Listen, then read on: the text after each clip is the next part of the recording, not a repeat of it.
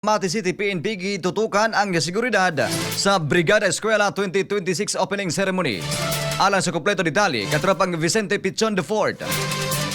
XFM Report. Ipakita sa Mati City Police Station ang lig-on nga suporta sa sektor sa edukasyon, pinaagi sa aktibong pag-apil o paghatag og seguridad sa pag-abli sa Brigada Eskwela 2026. Kagahapong adlaw ang maong kalihukan kabahin sa tinuoy nga kampanya sa kapulisan sa syudad. Nga dunay tubong aron sa pagbantay sa mga pampublikong eskwelahan alang sa umaabot nga pag-abli sa klase, pinaagi sa pagtinabangay sa komunidad, lokal nga pagamhanan o nagkalain-laing ahensya sa gobyerno. Gipangunahan ni Police Lieutenant Colonel Frederick C. Sao, Acting Chief of Police, ang gipahigayon nga security deployment aron masigurado ang kaluwasan sa tanang partisipante sa gipahigayong motorcade nga nituyok gikan sa poblasyon area padulong sa Santa Cruz Elementary School sa Barangay Don Salvador Lopez sa City of Mati. Gilangkuban usab ang maong kalihukan sa mga kawane sa Department of Education, mga opisyal sa lokal nga pagamhanan sa pagpanguna ni Mati City Mayor Joel Mayo C. Almario, mga voluntaryo o mga miyembro sa nagkadayang organisasyon nga nagahiusa alang sa maong advokasya. Nakahatag usab og dugang kusog sa maong kalihukan ang partisipasyon ni Mati City Mayor Almario nga mipakita sa iyang hugot nga suporta sa iyang People's Administration sa naasoy nga Brigada Eskwela. Sa iyang giluwatang mensahe, gihatagan ni Mayor Almario og kabugaton ang kamahinungdanon sa edukasyon isip mao'y nag-unang pundasyon sa kalabuan sa komunidad. Ang presensya og pagapil ni Almario usa ka simbolo sa panaghiusa tali sa gobyerno og mga sektor sa katilingban sa paghatag og mas maayo kahimtang sa pag-eskwela alang sa kabatanunan. Atol sa maong kalihukan, gipakita usab sa kapulisan sa Mati ang ilang padayong commitment sa pagserbisyo publiko, dili lamang pinaagi sa pagpatuman sa mga balaod apan usab pinaagi sa aktibong pagkigbahin sa mga programang nakatampo sa kaayuhan sa komunidad. Samtang sa iya usab nga kabahin, gipadayag ni Police Lieutenant Colonel Sao nga ang ilang partisipasyon usa ka pamatuod nga ang kaluwasan og edukasyon nagkahiusa nga pundasyon sa pagtukod og mas lig-on og mauswagong katilingban para kanunay healthy ang atong pamilya. Mag-premium D3 na kita. Katropa niyo sa balita gikan sa City of Mati para sa nagkahiusang Pilipino para sa Pilipinas. Kini si katropang Vicente Pichon IV, XFM News.